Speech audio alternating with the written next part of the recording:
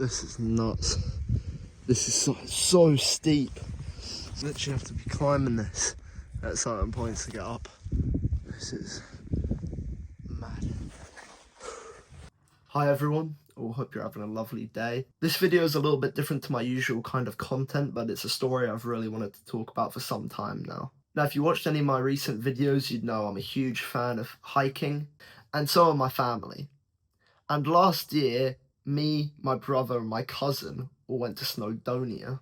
And we were all so excited, especially since this was one of my first times doing a real proper hike. Now, we went around February time, and now if anyone knows anything about Wales, they'd know it's incredibly windy, cold, and snowy up in those mountains during that time of year. But we thought, you know what, there's three of us, one can navigate, the other two can help with equipment, we'll all be fine.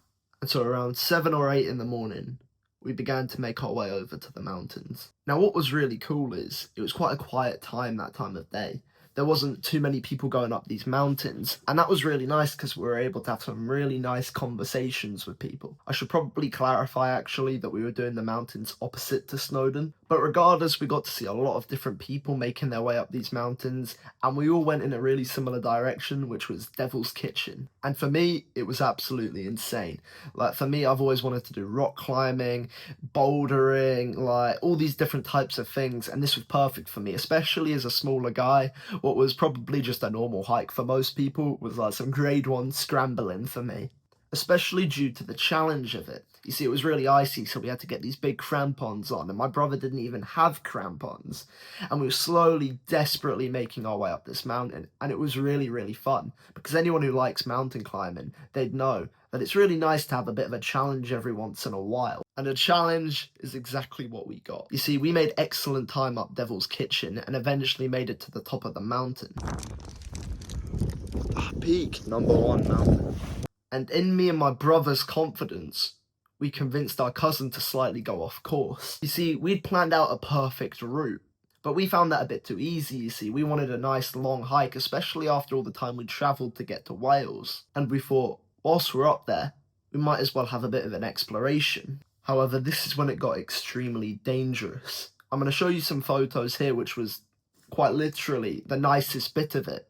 And as you can already see, you'll notice that it was incredibly snowy and almost foggy. And at the time, we just thought that was all part of the fun. But as the minutes went on, we quickly realised that we were absolutely stranded on top of this mountain.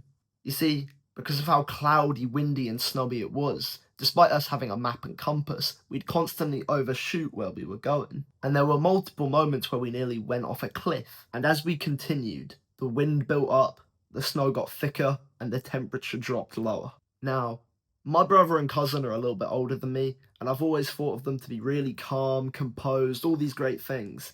And I have never seen them get worried and concerned in the way that they had. They started arguing, bickering, and of course you would. We were lost on top of a mountain that notoriously takes multiple lives a year, in probably the most dangerous season of the year.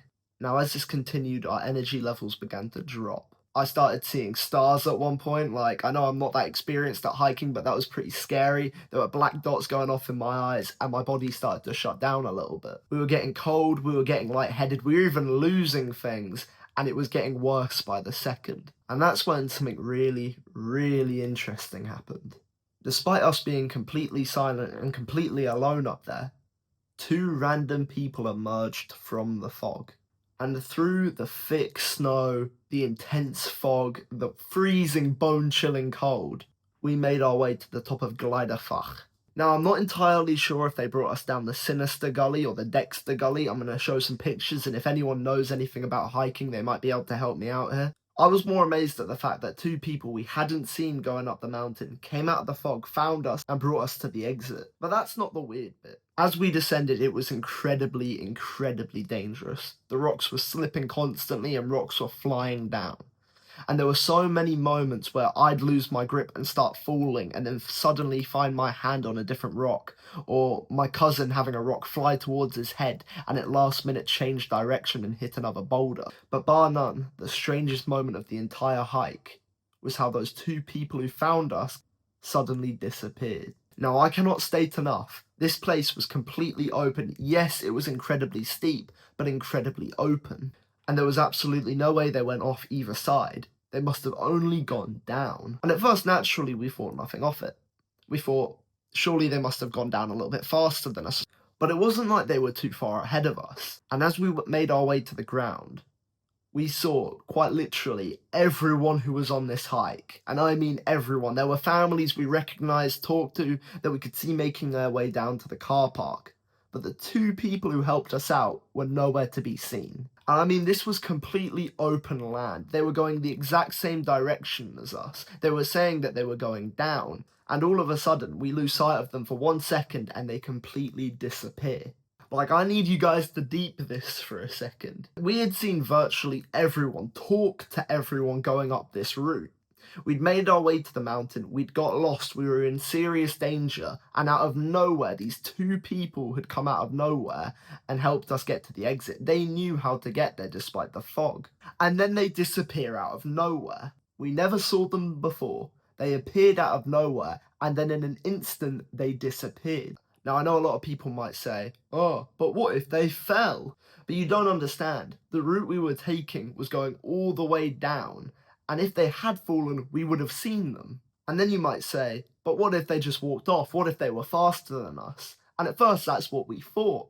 But when we made it to the ground, it was completely open space. We would have seen them. Now, I know some are going to take this with a grain of salt, and this is definitely not one of the most impressive divine intervention stories of all time, but it's one that's deeply personal to me. One thing I haven't mentioned is throughout the day we were in quite intense prayer, and on a day we were in such danger, something unexplainable occurred, and it's something that's going to stay with me for the rest of my life. If anyone else in the comments who are watching this have had any stories like that, I'd really like to hear them, so please put them down in the comments below.